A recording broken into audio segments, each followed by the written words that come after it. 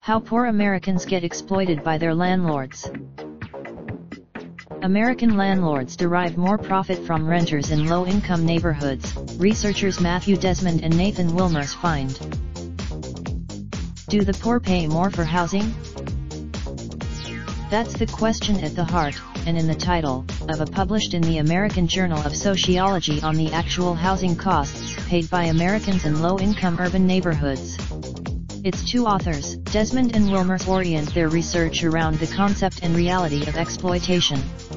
Exploitation is. Desmond and Wilmers invoke the definition of exploitation by the brilliant late Marxist sociologist Eric Olin Wright, who updated Marx's theory of class for modern knowledge economies.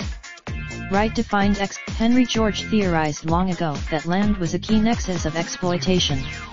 Where Marx saw it is a mistake, Desmond and Wilmers argue, to see slums as a byproduct of the modern city, run-down areas that occur by accident.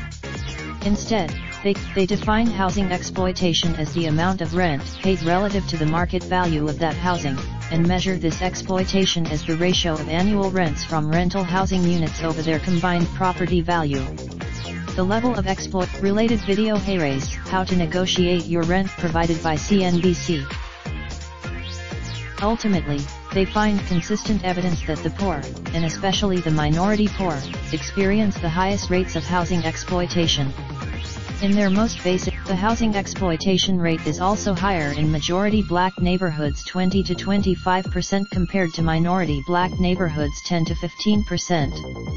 These results are, with the detailed Milwaukee data, the researchers find that an increase of 10 percentage points in neighborhood poverty increases the rate of housing exploitation by more than 2 percentage points overall, and that a 10 percentage point increase in Indiana black residents increases the housing exploitation rate by nearly 1%. The story doesn't end there.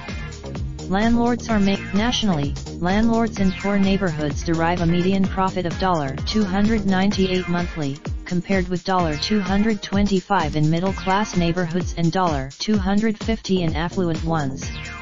In Milwaukee, and the same basic pattern holds when expenses including maintenance and repairs are factored in. Across the nation, those are whopping margins, and the reason for this discrepancy is that rental markets have very different dynamics in expensive cities like New York and San Francisco than less expensive cities like Milwaukee.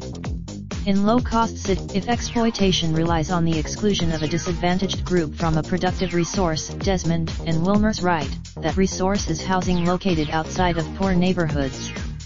They add, rent, when all is said and done, the poor suffer not only in the labor market.